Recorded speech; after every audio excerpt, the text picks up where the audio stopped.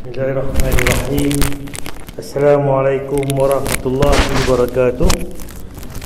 Innal hamdalillah nahmaduhu wa nasta'inuhu wa nastaghfiruh wa na'udzu billahi min shururi anfusina wa min sayyiati a'malina. May yahdihillahu fala mudhillalah wa may yudlil fala hadiyalah. Asyhadu an la ilaha illallah wahdahu la syarikalah wa asyhadu anna Muhammadan abduhu wa rasuluh. Amma ba'd. Yang saya hormati Tuan Imam Ustaz Zahari, Ustaz Kuasa Masjid Al-Aziz Kampung Tok Kaya, Kayang Perlis, tuan-tuan pemuda Allah sekalian. Pertama sekali marilah sama-sama kita manjatkan rasa syukur kita kepada Allah Subhanahu Wa Taala kerana limpah kurnianya, dengan rahmatnya dia beri masa kepada kita, dia beri tenaga, dia beri kesihatan, dia beri kesempatan pada malam ini dapat sama-sama kita hadir untuk sama-sama kita solat maghrib berjemaah. Dia dapat kita sambung kuliah mingguan kita, yang mana kuliah kita ni insya-Allah setiap minggu, setiap maghrib, betul setiap hari Khamis tuan. Jadi insya-Allah kalau ada apa hal kita akan sambung kuliah kita ni. Kalau saya ada hal apa ke, saya akan beritahu awal lah. Kalau saya sengak apa tu kira ada lah insya-Allah kan. Pada kita akan sambung bab kita ni berkaitan dengan bab ilmu, iaitu kitab ensiklopedia larangan kita ni. Kitab kita belajar ni, yang ni kita akan bincangkan tentang celaan menyibukkan diri dengan ilmu dunia tapi jahil akhirat.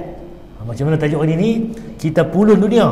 Bagus, alhamdulillah. Nak jadi senang, jadi apa, orang berilmu, jadi orang pandai, jadi sebagainya. Dunia dia jadi cemerlang, bagus.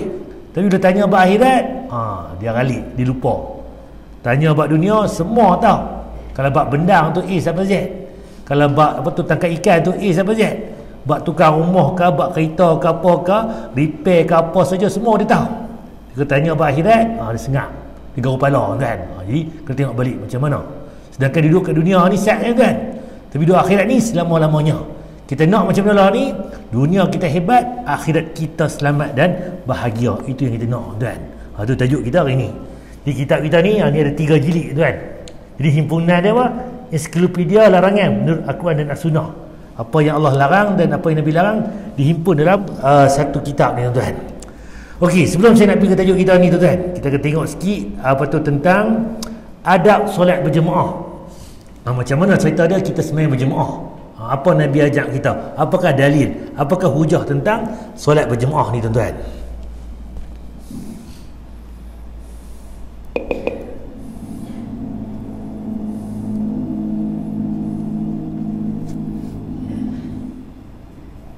Bismillahirrahmanirrahim. Perkenankan kami berbagi adab-adab dalam sholat berjamaah. Ulama sepakat bahwa sholat wajib berjamaah merupakan ibadah yang sangat mulia dan syiar Islam yang sangat agung, karena Allah mensyariatkan agar sholat wajib dilakukan secara berjamaah di masjid. Okey, pertama sekali solat berjemaah ni, ya, Islam anjurkan, suruh kita suruh sembahyang di masjid berjemaah. Sebab apa? Pahala sembahyang berjemaah lebih banyak, lebih besar daripada sembahyang seorang-seorang di rumah tuan. Allah berfirman, "Qul amara rabbi bil qisti wa aqimu wujuhakum 'inda kulli masjidin wad'uuhu mukhlishina lahuddin."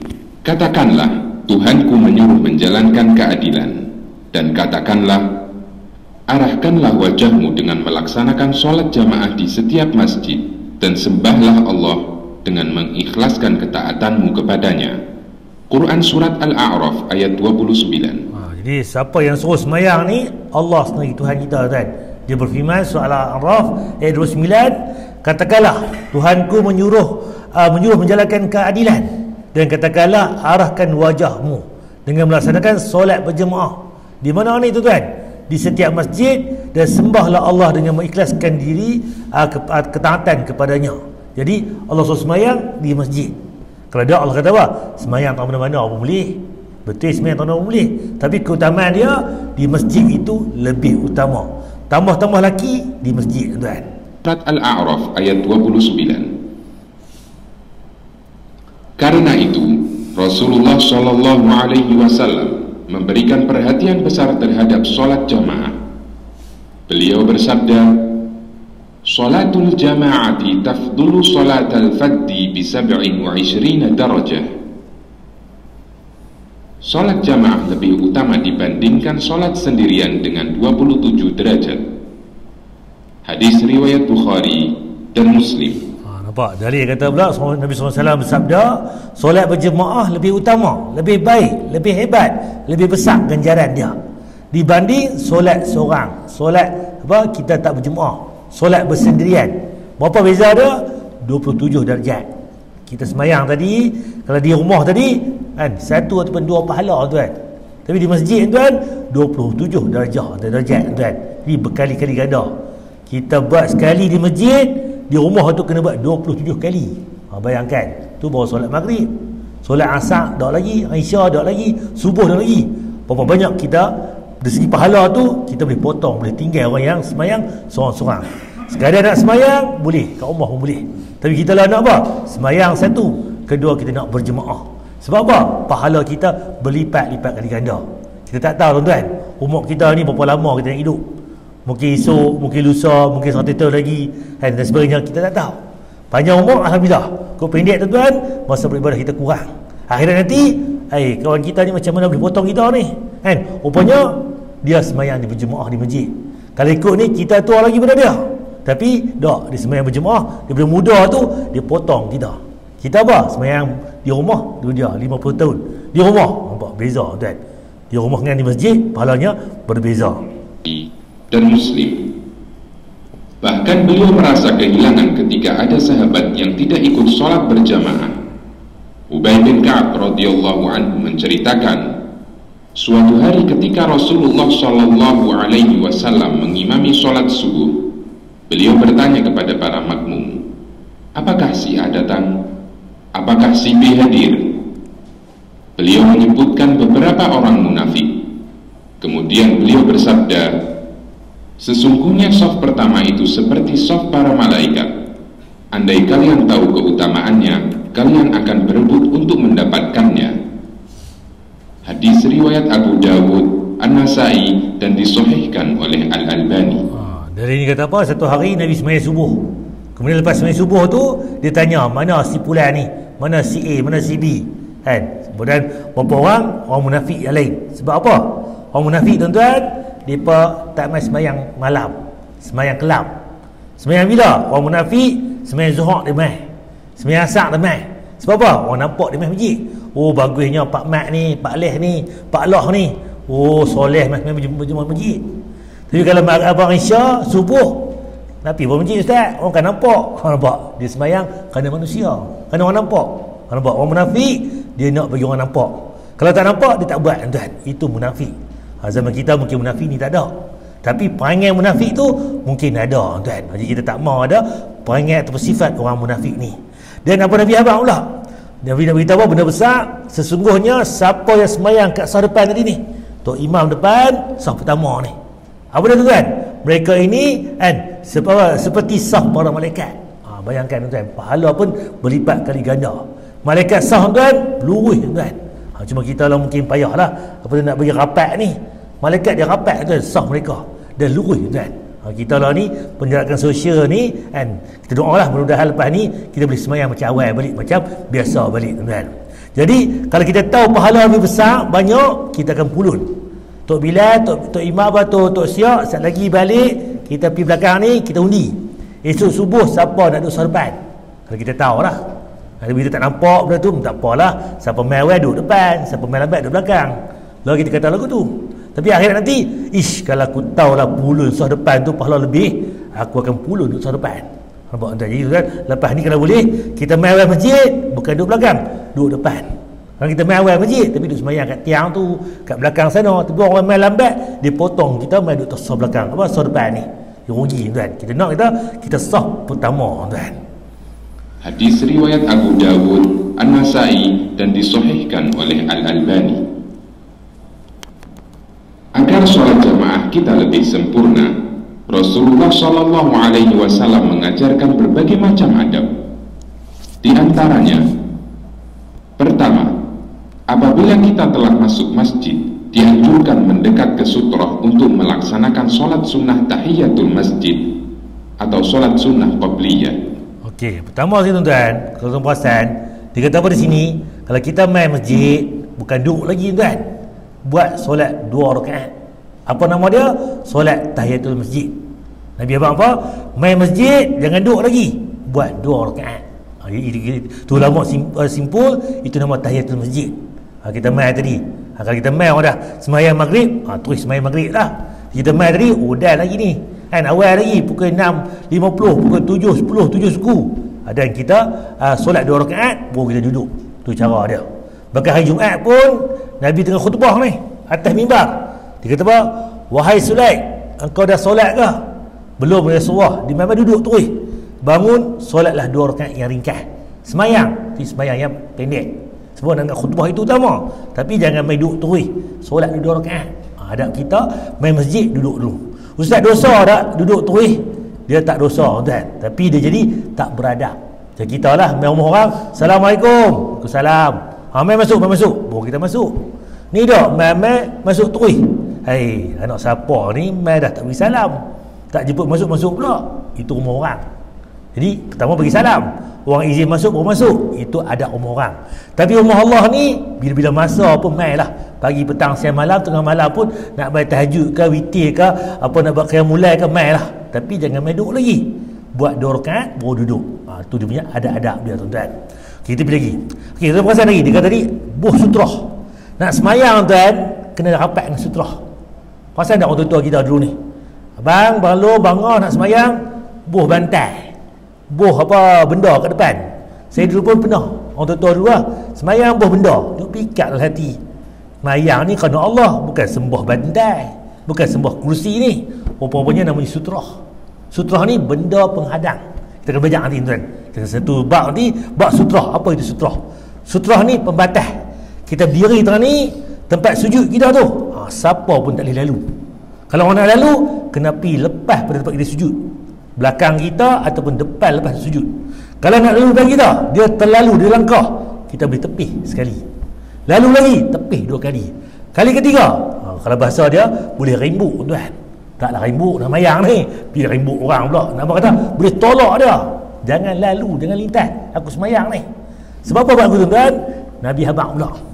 Siapa yang langkah orang semayang, kalau dia tahu dosa tu besar, dia sanggup berdiri selama 40. Hadis Bukhari tak sebut berapa lama. Hadis Abu Bazar kata 40 itu 40 apa tu pergi tahun semayan. Tahun apa tu 40 tahun tuan. 1 tahun, 2 tahun, 40 tahun. Baik aku berdiri 40 tahun tuan. Tu dia tuan. Kalau kita langkah orang semayang, baik kita berdiri 40 tahun. Tuan, cikgu sekolah denda anak murid pun berdiri setengah jam. Tu dia masuk surah abang tuan. Tu budak-budak lah lah. Kalau zaman dulu kita orang ni kena balun ke apa pun tak ada masalah. Tapi abang kata tuan, berdiri 40 tahun dosa langkah orang semayang. Kita akan belajar lagi lah, apakah dalil tentang betul sutrah. Kita akan bincang nanti. Jadi lepas ni tuan-tuan kalau boleh, lepas semayang maghrib abang isya tadi lagi, tuan-tuan habis semayang ba'diyah tu, pergi rapat dinding, ambil rehat, duduk belakang rehat, duduk belakang tiang, ataupun cari apa kursi, ataupun orang semayang depan, duduk belakang dia pula semayang. Itu cara dia. Ustaz, ikut suka saya lah tahun pun, ya boleh, tak masalah, tak dosa. Tapi kalau ada orang langkah tadi, dia kena macam-macam lah, kita bincang nanti. Ada 3 benda, langkah saja kita semayang tak ada sutrah tu, batal semayang kita. Pertama, apa tu wanita baligh, bila lelaki semayang ada orang perempuan lintas depan, tak ada sutrah, batal semayang ke lelaki. Kedua pula, apa tu kadai lintas, batal semayang. Ketiga pula, anjing hitam lalu depan kita, batal semayang. Dalam masjid ni bukan tak ada kadai nak cari ustaz pada Musang Selatan ni, apa kampung Kayang kita ni, Tok Kaya ni, anjing pun tak ada orang Cina ada kot, kami pun ada ni. Contoh dalam masjid bukan tak ada masalah. Kita musafir pergi bendang, mayang kat kebun, musafir sahabat-sahabat dulu ni, jadi dia letak kenderaan tu kat depan, dia semayang kat belakang. Itu adab dia tuan. Jadi kita akan bincang ni, tajuk ni dalam bab lain pula. Rasulullah SAW bersabda, "Idza dakhala ahadukumul masjida falyarka' raka'ataini qabla an yajlisa." Apabila kalian masuk masjid, lakukanlah solat 2 rakaat sebelum duduk. Apabila kalian masuk masjid, lakukan solat 2 rakaat sebelum duduk. Masuk masjid saja, jangan duduk lagi, buat dulu 2 rakaat sebelum duduk. Hadis Bukhari dan Muslim, sahih, kuat tuan. Hadis riwayat Bukhari dan Muslim. Kedua, jika waktu iqamah masih lama, duduklah dengan tenang menghadap kiblat dan perbanyak membaca doa, karena doa antara adzan dan iqamah tidak tertolak. Rasulullah SAW bersabda, la yuraddu du'a bainal adzan wal iqamah. Doa antara adzan dan iqamah tidak ditolak. Hadis riwayat Abu Dawud, Tirmidzi dan disahihkan oleh Al-Albani. Tuan, rupanya tuan, saya pun dulu ni tak buat amalan ni. Rupanya selepas azan dengan iqamah, tadi tok bila azan, lepas tu kita semayang 2 rakaat, apa 2 rakaat kan. Kita duduk, orang qamat pula, baru semayang pula maghrib atau isya lagi ni. Antara azan iqamah tu ada 2 rakaat. Kita buat tuan. Setiap waktu ni azan saja, jawab azan boleh bangkit buat 2 rakaat, lepas tu kita duduk bagi salam. Dan selepas salam tu jangan lupa doa antara azan dan iqamah tidak tertolak. La yaruddu doa baina azan wal iqamah. Doa antara azan dan iqamah ni tak tertolak. Allah kabul. Masih tuan. Jadi lepas sembahyang sunat tu angkat tangan doa tuan. Tak angkat tangan pun boleh, tapi angkat tangan lebih baik lagi, lebih mustajab lagi. Sebab ni tuan, azan saja kita sembahyang 2 rakaat, duduk habis itu bagi salam, kita angkat tangan doa. Lepas sembahyang berjemaah, zikir. Lepas zikir tambah lagi doa. Tuan nampak tuan? Ataupun dalam sembahyang tu sujud, perbanyakkan doa yang mustajab. Sebelum bagi salam, at-tahiyatul mubarakatus salawat innaka hamidum majid, jangan bagi salam lagi, doa lagi, sebab tadi itu doa mustajab. Di tempat di mana ketika sujud Allah mustajab doa, sebelum bagi salam doa mustajab, antara azan iqamah doa mustajab. Cuma lepas sembahyang tu, lepas zikir tu tambah doa tuan. Tak jumpa lagi dalil kata lepas sembahyang tu zikir tu doa yang mustajab. Kalau tuan jumpa, bomel kat saya, kita bincang, kita buat apa, kita tengok rupanya ada lepas sembahyang ni doa mustajab. Tak, lepas sembahyang tu zikir tambah lagi doa, selit lagi. Tu cerita dia. Bila yang masih ni azan iqamah tadi, perbanyakkan doa. Bila lagi tengah malam, 1/3 malam, Allah turun langit dunia, siapa minta padaku akan kubulkan, minta ampun akan kuampulkan, minta hajat akan kuberikan. Bila lagi antara azan tadi tu, azan pun ya. Hujan lebat, ketika hujan lebat doa mustajab. Bila esok petang tuan, hari Jumaat, antara asar ke maghrib doa yang mustajab. Kenapa tuan? Tempat-tempat yang mustajab. Bila lagi ketika perang, perang mungkin payahlah kita nak perang dengan siapa. Jadi banyak tempat tuan. Cuma umumnya ada hati, ada niat, angkat tangan doa. Lah pun boleh, saat lagi boleh, bila masa pun boleh. Doa ni astajib lakum. Tapi tempat yang Nabi kata tadi, kita perkemah betul-betul, buat betul-betul, jangan tinggal tuan. Tu cerita dia, sebab dari sahih. Nampak tak? Jadi ada hajat je minta doa kepada Allah. Perlu wuduk tak? Tak perlu wuduk. Ayat semayang tak perlu. Sebab doa ni tak perlu ayat semayang. Teringat terus angkat tangan doa tuan. Tapi kalau nak semayang kena ada wuduk. Itu iya. Nampak tak? Jadi beza no. Nak kena ambil wuduk ni nak doa. Tak perlu. Cuma Nabi kata pula, aku suka dalam keadaan berwuduk bila sebut nama-nama Allah, Ya Rahman, Ya Rahim, Ya Aziz. Jadi berkaitan wuduk tuan. Itu sebenarnya dalil-dalil dia. Kita pergi lagi. Ketiga, jika iqamah dikumandangkan sementara Anda sedang solat sunnah dan tidak memungkinkan untuk segera diselesaikan, maka batalkan solat sunnah dan bergabunglah di shaf untuk melaksanakan solat wajib. Kau perasan tak? Saya dulu pun macam ni kak. Allahu Akbar, orang azan maghrib contoh, kita main awal sikit, lepas azan tu kita nak semayang 2 rakaat. Kita pun Allahu Akbar semayang. Lepas tu elok tengah rakaat pertama ni kan, tok bila qamat dah. Allahu Akbar, Allahu Akbar. Aku dah 1 rakaat lagi tak habis. Kita pun pedekah tuan. Kan? Lepas tu baru kita main. Orang dah baca Al-Fatihah dah rukuk dah. Kita pun nak mula Al-Fatihah tuan. Betul tak betul? Rupanya tak betul tuan. Yang betul macam mana? Orang azan saja, orang qamat saja, apa kita buat time tu berhenti. Mai semayang berjemaah. Ustaz, sikit lagi ni nak habis. Kalau kita duduk at-tahiyatul barakatuh, nak habis bagi salam dah, habislah. Tapi ni lagi 1 rakaat lagi ni, baru baca surah Al-Fatihah. Kalau lagu tu mufarakah, berhenti tu. tinggal mai sembahyang berjemaah. Sebab kita mai masjid pun bukan nak sembahyang sunat tadi, nak sembahyang berjemaah tuan. Cuma kalau kita mai awal, buatlah 2 rakaat. Ni dah tak dan dah. Kita sembahyang berjemaah tuan. Faham tak? Yang kita duduk habis juga. Duduk sembahyang patuk ayam, kalut cepat-cepat. Tak perlu tuan. Mudah-mudahan Allah bagi tadi ni sembahyang separuh tadi, Allah bagi penuh. Tu mudah-mudahan kita doa tuan. Tapi yang penting sebab Nabi kata pula, aku takbir, kita bertakbir bersama Nabi di belakang. Ni dah kita duduk habis baca surah apa tu, orang dah habis Al-Fatihah dah. Bahkan surah pun habis dah. Bahkan nak masbuk pula. Rugi kita. Sebab apa? Pahala dia berbeza-beza tuan. Yang mana yang kita sambung solat tuan. Rasulullah sallallahu alaihi wasallam bersabda, "Idza uqimatis salatu fala salata illa al-maktubah."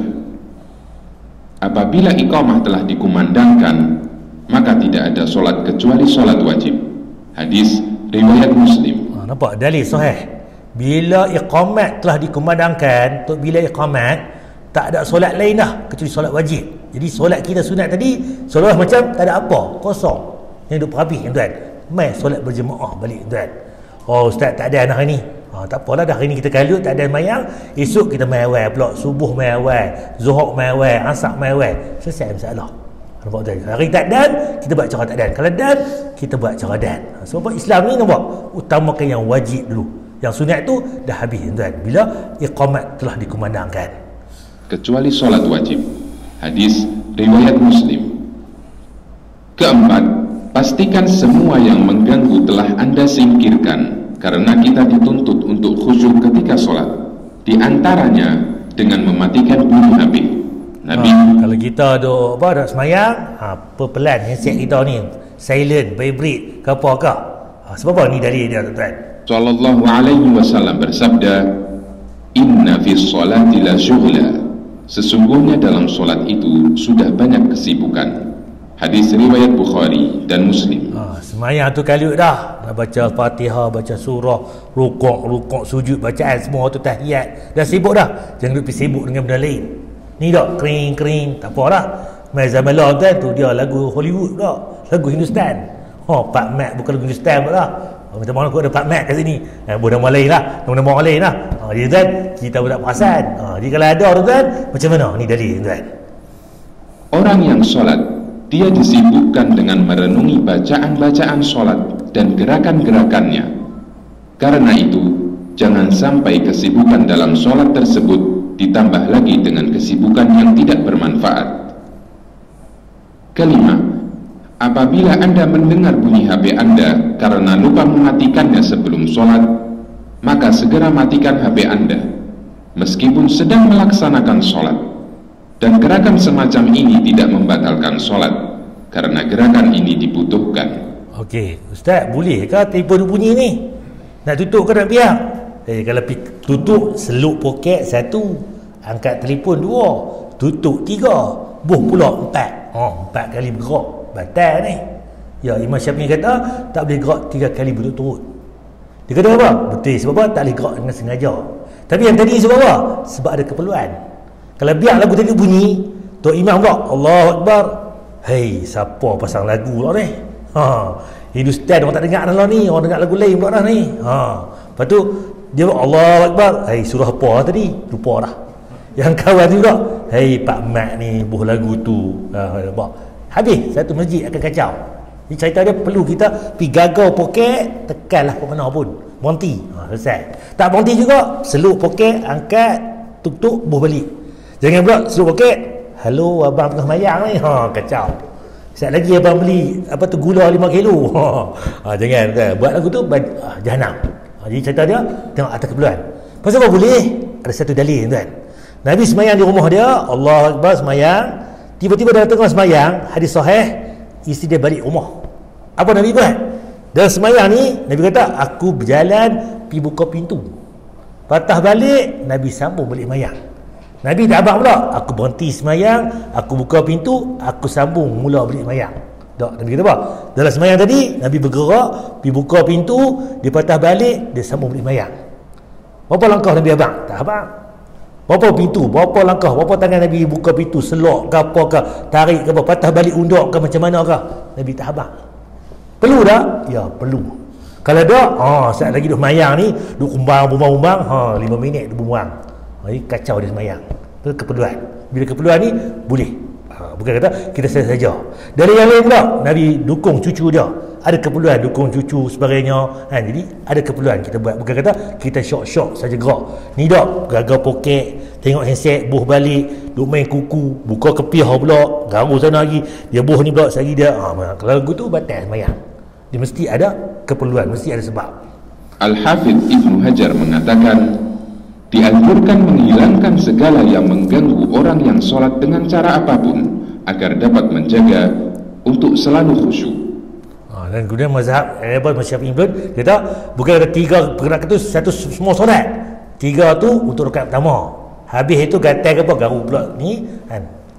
Ketiga pula kan, 4. Ya, bukan kata sampai semua tu tak boleh langsung. Jadi dia berturutan sepanjang masa. Tidak. Dia mesti dia ada singkatan-singkatan dia. Keenam, pastikan shaf solat rapat dan lurus. Merapatkan dan meluruskan shaf solat berjamaah hukumnya wajib. Imam bertanggung jawab memerintahkan makmum untuk merapatkan dan meluruskan shaf mereka. Rasulullah Shallallahu Alaihi Wasallam hampir tidak pernah lupa mengingatkan para sahabat akan hal ini setiap sholat jamaah, karena lurus dan rapatnya shaf merupakan salah satu tonggak kesempurnaan sholat jamaah. Tuan perasan tuan, awal tu imam ni hari-hari kata rapatkan shaf, luruskan shaf, betulkan shaf. Yang mayang ni kita aja. Subuh tadi kita, lohak tadi kita, asar pun kita, maghrib isyak pun kita ni. 50 tahun, 30 tahun dah ni duduk tegak tu je. Tok Imam takkan tak tahu. Dia bukan tahu tak tahu. Memang Tok Imam kerja dia peringat, rapatkan shaf, luruskan shaf. Tu kerja Tok Imam. Jadi cerita sebab tu pergi masjid mana-mana pun Tok Imam akan pusing belakang sikit, rapatkan shaf. Ni belakang masuk sikit, hujung sana lagi tak clear, lagi tu dia tak mula. Boleh. Tu kerja imam. Cuma imam tak buat lagu tu. Cemuh aku kalau imam ni dia naik sekejap lagi nak tunggu lambat orang tu. Nampak? Tak, itu tu imam. Kena ikut dia. Sebab apa? Dia berhak atas jemaah tu. Sebab apa? Sah yang rapat ni iblis syaitan dia tak boleh selit celah kita ni. Dan Allah kata apa? Aku akan satukan hati jemaah aku, satu kalian ni dengan sah yang rapat. Kalau sah tak rapat, aku cerai beraikan hati kalian. Sebelum kita tengok balik, masjid ni mayang ramai. Sebelum PKP lah kan, tapi bau tak kena jauh-jauh, dan bila kita buat apa-apa pun orang tak main tolong. Panggil gotong royong pun tak ada orang main. Lepas tu buat mesyuarat pun bertengkar sebagainya. Sebab apa?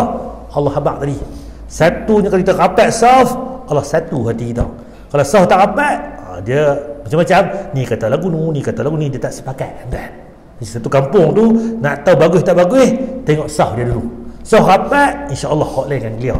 Kalau sah perenggang-renggang, dia akan jadi benda tu akan jadi ada masalah hak lain tuan. Cuma kita zaman kita lah ni PKP ni 1 meter 2 meter tu lain cerita. Sebab apa? Darurat, ada sebab. Lepas ni dah okey semua, kita balik pada asal tuan. Rasulullah Shallallahu Alaihi Wasallam pernah memerintahkan para sahabat, sawwu sufufakum fa inna taswiyatas shaffi min tamamis shalah. Luruskan shaf kalian, karena meluruskan shaf bagian dari kesempurnaan solat. Nampak? Hadis Muslim, rapatkan shaf ni penyebab sempurnanya sembahyang. Bahasa kita mudah, tuan jawab elok matematik, sains, dia buat semua clear, dapat 100 markah. Full mark. Sama dengan sembahyang ni. Bagusnya ambil wuduk ke apa ke, tiba main shaf tak rapat. Pahala tadi tak dapat penuh, tak dapat sempurna. Boleh dapat pahala tapi tak sempurna. Mungkin kalau kita bahasa kita 80, 70, 50 lului, tu perisa. Tapi semayang ni pun ada pahala dia. Buktinya apa? Nabi kata yang semayang ni ada yang dapat 1/10, ada yang dapat 1/9, 1/8, 1/7, 1/6, 1/5, 1/4, 1/3, bahkan 1/2 pun ada. Yang semayang kita tadi ni dengan Tok Imam tadi ni, pahala kita tak sama tuan. Mungkin sah yang kedua pahala banyak pada sah yang pertama. Mungkin yang belakang lagi banyak pada Tok Imam pula. Boleh jadi tuan. Allahu Akbar. Oh, bendang tak cari baja lagi ni. Allahu Akbar. Oh, traktor tak bayar lagi ni. Allahu Akbar. Oh, esok lusa kena rumah siapa lah. Macam-macam. Tu yang duk teringat dalam mayang. Tadi ni, dia ambil mayang cincai, wuduk tak clear. pahala tak sama tuan. Nampak tuan? Jadi sempurnanya sembahyang ni banyak benda. Wuduk kena clear, sembahyang tadi sah kena rapat dulu, dan banyak benda lagi lah sampai habis bagi salam. Jadi kita tengok balik tuan. Hadis riwayat Muslim. Beliau juga memerintahkan agar jamaah merapatkan shaf dan tidak meninggalkan celah dalam shaf, karena adanya celah akan ditempati setan. Tuan, rupanya bila celah kosong ni, bau ada renggang, tumit tak kena sebagainya ni, iblis syaitan akan tumpang. Sebab tu dia sembahyang, Allahu Akbar, tu dia ralik pi merata dah. Tok imam bagi salam, bila masa rukuk dah, sujud dah, tak tahu, tak habis. Nampak tuan? Sebab apa? Ni kawan kita ni peringat macam-macam. Kunci hilang dia tolong peringat, benda apa macam-macam. Laki ni hanyut tuan. Sebab tu tuan, bila sah rapat, iblis syaitan tak boleh ganggu kita sembahyang. Rasulullah sallallahu alaihi wasallam bersabda, "Aqimus sufufa wa hadhu bainal manakibi wa suddul khalal walinu bi aidi ikhwanikum wa la tadaru furujatin lisyaitan." Luruskan shaf, rapatkan pundak dan tutup celah. Perlunak pundak kalian untuk saudaranya dan jangan tinggalkan celah untuk setan. Hadis riwayat Abu Dawud dan disahihkan oleh Al-Albani. Nampak Nabi pesan lurus saf, rapatkan saf, rapatkan bau dengan bau. Pundak ni indun. Mesti kata pundak ni rapat bau dengan bau. Tutup celah kan. Belunak ni kita kena berlemah lembut kawan kita. Kita buat bendang, dia ni tak buat bendang pun. Allahu Akbar, sigung kawan kita tu. Tu dia. Aku tak mau duduk kat tepi dia ni. Duduk tepi dia sigung, Allah sakit. Sebenarnya bukan main sigung orang kan. Mungkin ada orang kita ni yang okey, yang tak okey. Rapat bau ni bagi rapat dengan dia elok, lembut-lembut tuan. Sebab tu Nabi kata berlemah lembut dengan kawan kita sebelah ni. Kalau kita duduk sado ke sasa ke, tu cerita lain. Tapi bila sembahyang ni kena lembut dengan kawan kita. Dan jangan bagi celah kosong. Sebab apa? Celah kosong tadi syaitan akan tumpang kiri kanan. Kita jangan biarkan mereka tumpang kita sembahyang. Apa kita bukan tumpang mayang, tumpang kacau kita sembahyang. Dan disahihkan oleh Al-Albani. Ketujuh, ikuti semua gerakan imam. Tidak boleh mendahului atau terlalu telat dari gerakan imam. Rasulullah sallallahu alaihi wasallam bersabda, imam ditunjuk untuk diikuti makmum. Karena itu, janganlah menyelisihi imam. Apabila dia rukuk, maka rukuklah. Apabila dia iktidal, ucapkan Rabbana lakal hamd. Dan apabila sujud, maka sujudlah. Hadis riwayat Bukhari dan Muslim. Jadi imam ni kita jadikan untuk kita ikut dia. Jadi jangan kita potong imam. Jangan kita lambat pada imam juga. Orang dah rukuk dah, nak bangkit apa tu ya, tidak dah nak sujud pula, kita baru nak rukuk. Jadi terlampau jauh pun tak boleh batal sembahyang. Terlampau cepat, Allah kita imam baru nak Allah nak rukuk, dia sampai dah. Allahu Akbar, dia dari kita imam tu baru nak sampai ni, dia dah turun bawah dah, dia potong imam. Lagu tu batal sembahyang. Dia mesti imam buat, kita ikut. Imam dulu baru kita ikut imam. Bukan kita potong imam ataupun lambat lama dengan imam tuan. Bukhari dan Muslim. Kedelapan, Rasulullah sallallahu alaihi wasallam memberikan ancaman keras bagi orang yang mendahului gerakan imam. Beliau bersabda, "Ama yakhsha ahadukum idza rafa'a ra'sahu qabla al-imam an yaj'alallahu ra'sahu ra'sa himarin aw yaj'alallahu suratahu surata himarin." Tidak takutkah kalian ketika kalian mengangkat kepala bangkit sebelum imam, maka akan Allah jadikan kepalanya seperti kepala keledai atau bentuknya seperti bentuk keledai. Hadis riwayat Bukhari dan Muslim. Nampak Nabi pesan, tak takutkah kita ni? Jangan kita bila semayang ni bangkit dulu pada imam, panggung kepala pada imam, atau sujud dulu pada imam, awal pada imam tuan. Apa jadi? Allah akan tukar kepala kita ni kepala kadai, atau bentuk wajah ni wajah kadai. Nauzubillah. Tak ada lagi laki. Orang semayang masjid Tok Kaya ni 5 orang kepala kadai. Tak main masjid tuan. Main masjid pun jadi kepala kadai, tambah lagi tak main. Nampak kata tuan, Allah tak buat lagu tu. Nampak kata jangan kita potong imam, ikut imam. Kok mana imam lambat pun ikutlah imam. Yang kita potong imam ataupun kita lambat sangat pada imam. Jadi sebab dari dia, bila kita buat lagu tu, Allah akan tukar kepala kita kepala kadai, ataupun bentuknya bentuk kadai. Larangan keras tuan. Kesembilan, Apabila imam lupa gerakan sholat, makmum dianjurkan mengingatkannya dengan membaca Subhanallah bagi laki-laki dan menepukkan tangan bagi wanita. Kalau kita semayang lagi, kukulah tu imam terlupa. Apa lagi disebut? Subhanallah. Imam kan, dia terlupa ni. Lupa nak duduk tahiyat awal ke, dia bangkit terus ke apa ke, Subhanallah. Kita panggil tu imam.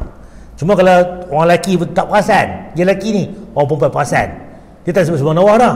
Dia tepuk tangan.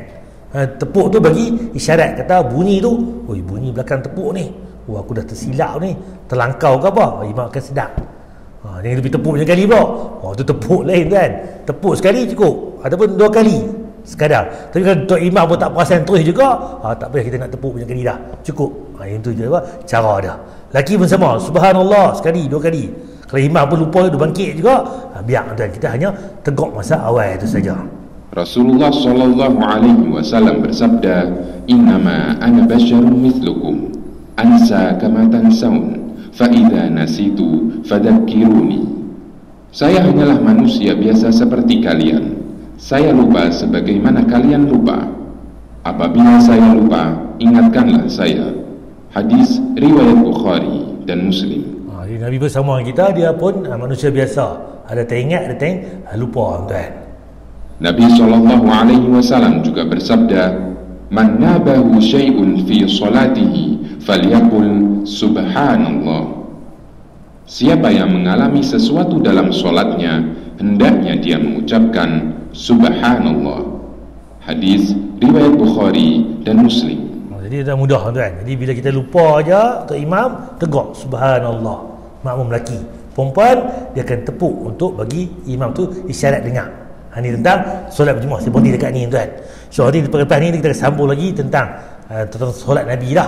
Takbir macam mana, rukuk macam mana, awal tu ambil wuduk, ada ayat semayang, ayat ada macam mana, tak ada ayat tayamum macam mana, semayang pula Allahu Akbar, tangan letak tang mana, kemudian mata pula tengok tang mana, tengok atas ke bawah ke, kan, bacaan apa tu, tahu sebenarnya. Bismillah kita belajar ni. Bismillah ni ustaz, ada baca kuat, ada baca pelan, main mana pula ada yang tak baca terus. Kita akan belajar ni. Apa dalil dia? Apa hujah dia? Yang kuat apa sebab dia? Yang pelan apa sebab dia? Yang tak baca terus pun ada dan. Kita akan belajar nanti. Sebab sampai bagi Assalamualaikum warahmatullahi. Ada Nabi bagi salam 2 kali, ada sekali saja, ada tengok sekerat saja. Semua tu Nabi ajak dengan jelas. Bila nak guna. Jadi sampai habis. Jadi Islam ni kita solu kama ra'aitumuni usolli. Solatlah kamu seperti mana kamu lihat aku semayang. Jadi sebenarnya Nabi semayang tuan. Okey, ni tajuk minggu lepas ni, kalau ingat balik saya ulang kaji sikit, bab larangan berfikir tentang zat Allah ni. Macam mana? Dari Ibnu Umar radhiyallahu dari Nabi sallallahu alaihi wasallam bersabda, fikirkanlah mengenai segala nikmat Allah dan pemberiannya, dan janganlah kamu memikirkan tentang zat Allah. Nabi apa? Allah abad dah. Nabi kata Allah ni suruh fikir tentang nikmat dia. Tangan kita Allah bagi, mata, hidung, nyawa dan sebagainya, makan minum kan, matahari, langit, bintang, bulan, semua ni lihat kehebatan Allah kan. Ni dia fikir Allah ni macam mana, besar mana, tinggi ke, berat ke, apa ke, ada kan. Allah larang kita memikirkan tentang zat Allah. Tapi apa dia? Tengok kita ni nikmat yang ada ni, yang tu pun dah cukup dah tentang apa nak kenal Allah. Dalam kita pula nak lihat wajah Allah ni boleh akhirat nanti. Masuk syurga kita akan dapat lihat wajah Allah. Tapi kalau tak masuk syurga tuan, tak boleh tuan. Jadi kita nak tuan, kita semua ni berusaha untuk ke syurga tuan. Sebab apa? Kita mai daripada syurga nak balik ke syurga. Adam tuan, Nabi Adam dan Hawa asalnya syurga. Kita semua ni asal penghuni syurga. Cuma diuji balik ke dunia ni, dites, diujian, siapa berjaya balik ke syurga balik. Kalau tak berjaya, ke neraka lah tempat kita tuan. Okey, ni tentang dari kita bincang itu. Okey, tajuk kita hari ni, sebab insya-Allah pun tak lama. Celaan menyibukkan diri dengan ilmu dunia tapi jahil akhirat. Ilmu dunia dia pandai, akhirat dia tak tahu tuan. Contoh nak gemak ni tuan.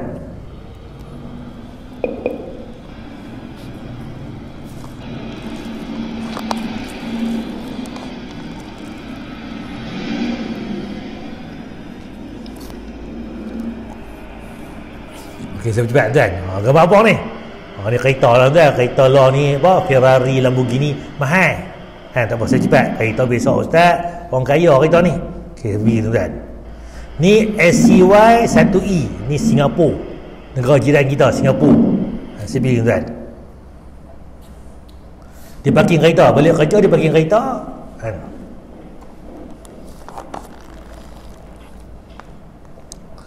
Depa ni, rumah depa ni ada lift. Rumah panggil rumah tinggi ni, kalau kita pangsapuri, tu biasa kan. Bagi rumah kaya dia ada apartment, dia ada kondominium, dia ada penthouse, lagi tinggi atas dia ada kolam apa semua tuan, lagi mahal rumah tuan. Kalau bawah ni kalau kita rumah kita ni bawah ni 300,000, tu mahal dah. Kalau penthouse ni 2-3 juta, 4-5 juta tuan. Okey. Tu rumah ni dia kena duduk, rumah dia atas lah, lagi tinggi lagi mahal. Sebab apa? Dia punya prasarana dia sebagainya, tempat sukan dia, kolam lah, gymnasium lah, apa macam-macam dia apa rumah tu, tempat kediaman ni. Pergi mana tuan?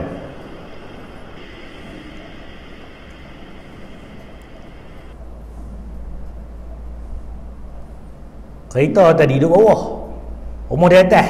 Dia sampai rumah dia duduk, kereta pun sampai. Tuan. Nampak? Ni gambar ni lama tuan. Gambar ni tak silap saya 10 tahun lepas tuan. Lah ni lagi hebat tuan. Nampak tuan? Nikmat dunia. Kereta pun dah dekat 1 juta, 2 juta dah. Rumah lagi kata 2 juta, 3 juta. Tuan. Malam pula keluar pula pergi makan sate pula ke apa ke. Nikmat dunia tuan. Nampak? Kerana kita kan puluh nikmat dunia, lupa akhirat. Sebab nak kerja hebat apa semua, nampak duit, buat kita rajin, nampak dia tu. Tapi akhirat kita tak nampak apa dia punya pahala dosa dia. Jadi dia kata tuan, ni nikmat dunia contoh. Orang puluh dosa ni sebab apa? Nampak depan mata buat lagu ni, duit banyak sebagainya. Tapi kita lupa bahawa dunia ni umur rumah aku 60-70. Ada yang lebih, alhamdulillah, ekstra. Yang kurang pun ada banyak. Tapi tuan, yang mati ni kebanyakan 60-70. Itu umat Nabi Muhammad. Tapi kita lupa akhirat itu kehidupan selama-lamanya. Ni dalil dia. Tetapi kebanyakan manusia tidak mengetahui. Mereka mengetahui yang lahir nampak saja dari kehidupan dunia. Sedangkan terhadap kehidupan akhirat mereka galik. Tak apalah semayang, nantilah ramai lagi tak semayang. Aku ni semayang juga kadang-kadang. Mereka tak semayang terus. Kita dua banding yang tak semayang. Yang semayang berjemaah di masjid, yang sebagainya, tak nampak tuan. Sebab kita galik. Tak apalah, awal lagi, Allah Maha terima taubat, Allah Maha pengampun. Doa sama macam tu, Allah memang Maha pengampun. Kok kita nanti tak ada minta ampun, meninggal awal tuan. Sebab tuan kena berhati-hati. Jadi cerita dia kena bersedia dengan apa yang ada lah ni, kita guna sebaik mungkin. Jadi Ar-Rum ayat 6-7. Sesungguhnya Allah membenci setiap orang yang perilakunya kasar, sombong, tukang makan, minum serta berteriak di pasar. Ia seperti bangkai di malam hari dan keldai di siang hari. Malam dia lena senyap, siang tu hingat. Dia macam itulah panggil dia. Dia hanya tahu apa? Pandai terhadap soalan dunia, tapi bodoh ataupun jahil tentang akhirat. Tanya bab dunia, apa tak tahu, semua tahu. Kan, bab bendang, bab berniaga, bab nu, bab ni. Dia tanya bab mayang, garu pala. Bab akhirat, dia lupa. Baca Quran, kacau. Bab apa? Bab macam-macam lah. Bab haji, bab apa semua, dia tak ambil bab pun. Jadi kita tak mau jadi orang lagu ni tuan. Jadi saya berhenti tuan. Tajuk kita hari ni, dunia kita pulun bagi hebat cemerlang. Bila duit kita banyak, boleh tolong orang, bayar zakat, sedekah, infak. Islam nak hebat. Tapi kita jangan lupa akhirat itu duduk selama-lamanya. Jadi Islam bukan buang dunia. Dia ambil dunia, dia untuk pergi akhirat. Guna sebenarnya dunia ni nak pergi akhirat. Ni dunia pun tak tahu mana. Malas bekerja, miskin, mayang pun dok. Kacau tuan. Dunia pun haru, akhirat lagi huru-hara tuan. Kita nak dunia kita hebat, akhirat lagi hebat. Faham tuan? Jadi saya berhenti dekat ni. Dan Allah Alam. Saya ada nak tanya tuan. Kita dengan tajuk kita hari ni. Kalau ada boleh tanya, InsyaAllah dalam minggu depan kita akan sambung tajuk baru berkaitan larangan berdusta atas nama Nabi. Kita bohong atas nama Nabi. Macam mana pula bab ilmu depan ni. Jadi kita bohong atas nama Nabi.